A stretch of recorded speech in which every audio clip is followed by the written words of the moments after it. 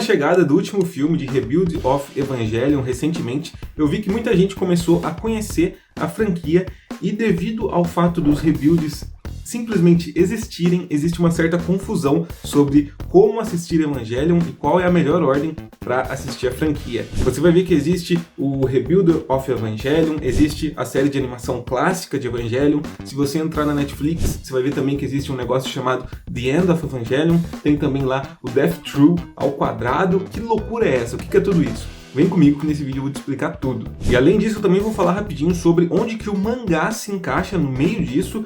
Mas enfim, se você quer ver tudo sobre como assistir Evangelion, vem comigo até o final desse vídeo. E eu chuto que metade das pessoas ali nos comentários, devido ao título desse vídeo ser Como Assistir Evangelion, vai responder assim, assistindo. Depois confere lá embaixo para ver se minha previsão tá certa. A primeira coisa que você precisa saber sobre Evangelion é que o Evangelion original é o Neon Genesis Evangelion, lançado lá em 1995. Neon Genesis Evangelion é um anime de 26 capítulos. A série, quando ela foi originalmente transmitida, ela teve alguns problemas e até assim, o episódio 24 correu meio que tudo bem. No episódio 25 e 26, nós tivemos problemas na produção da série, principalmente de orçamento, então o que foi feito ali no episódio 25 e 26 para fechar a série não agradou muito os fãs. Embora aquele ali seja assim o final de Evangelion, muita gente ficou inconformada com aquela situação. E é por causa disso que existe algo chamado de The End of Evangelion, lá na Netflix, que seria meio que o final verdadeiro, mas, na minha opinião, os dois finais eles se complementam, sendo que os episódios 25 e 26 originais são algo ali mais introspectivo e no The End of Evangelion nós vemos o final de ação e violência e lutas de robôs gigantes. Então eu acho que os dois finais eles se complementam, tá? E a primeira coisa que a gente precisa saber então é isso. Nós temos o anime original de 26 episódios e um longa-metragem de animação chamado de The End of Evangelion. Só que se você entrar lá na Netflix tem algo chamado também de Death True ao quadrado. O que é isso? Antes do The End of Evangelion ser lançado, foi feito uma compilação de tudo que havia sido feito antes e também uma prévia do que ia acontecer nesse longa-metragem. Isso foi chamado de Death and Rebirth. Death sendo a compilação dos primeiros 24 episódios da série original, sendo que ele compilava também algumas cenas meio que adicionais que a série original havia ganhado, e o Rebirth eram conteúdos inéditos do que viria a ser a primeira parte do The End of Evangelion, que é o que é chamado como episódio 25 apóstrofo, que ainda estava incompleto na época. No ano seguinte ao lançamento de Death and Rebirth, para ser exibido na televisão japonesa, o Death recebeu uma nova edição conhecida como Death True, e aquelas partes que eu disse que compilavam cenas adicionais da série foram removidas. E mais tarde o Death sofreu mais uma alteração, e daí ele foi conhecido como Death True ao quadrado, onde eles adicionaram de volta as cenas que haviam sido removidas na primeira versão do Death. E daí essa foi a versão final de Death, por isso que chama Death True ao quadrado. E a parte do Rebirth, que era apenas uma prévia do The End of Evangelion, foi toda apagada porque depois nós tivemos o lançamento de fato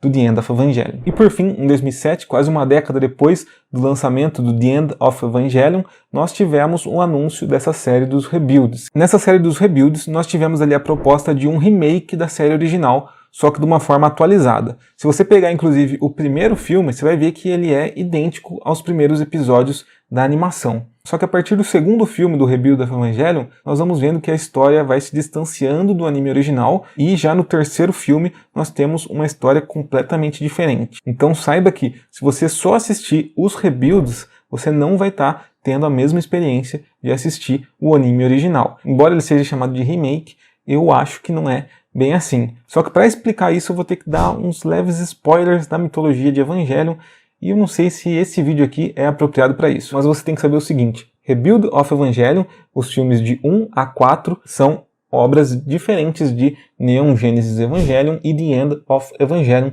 lançados originalmente lá nos anos 90. Qual então que é a melhor ordem para assistir? Na minha opinião, você assiste os 26 episódios do anime Neon Genesis Evangelion, assiste o The End of Evangelion, não precisa assistir o Death True ao quadrado, pula isso, vai direto para o The End of Evangelion e depois você assiste os Rebuilds, porque nos Rebuilds, como a pegada é atualizar a história, tudo aquilo que foi construído no anime original não é meio que trabalhado nessa parte, porque a gente já sabe, afinal, né? Então eu sinto que os rebuilds, eles são feitos para quem conhece o anime. Eu acho que o rebuild não é uma boa forma de começar. É claro que se você quiser começar pelos rebuilds, sinta-se à vontade, porque é bem mais fácil, né? Você assiste do 1 até o 4 e você teve aí a experiência completa. Mas eu acho que é legal depois você revisitar o anime. Como eu falei no começo do vídeo, eu também vou falar sobre como o mangá se encaixa no meio disso tudo. Tudo bem que é um vídeo de como assistir Evangelion, mas vale a pena falar do mangá aqui, porque ele não se limita a ser uma adaptação ipsis literis do anime. Vale lembrar também que a maioria dos animes surgem depois do mangá, mas no caso de Evangelion isso é meio que ao contrário, porque a ideia do anime veio antes e a adaptação do mangá foi feita simultaneamente com o início lá do anime. Na verdade ela veio um pouco antes, né, por causa da produção do anime que demorou um pouco mais, mas ela foi feita depois da ideia do anime surgir.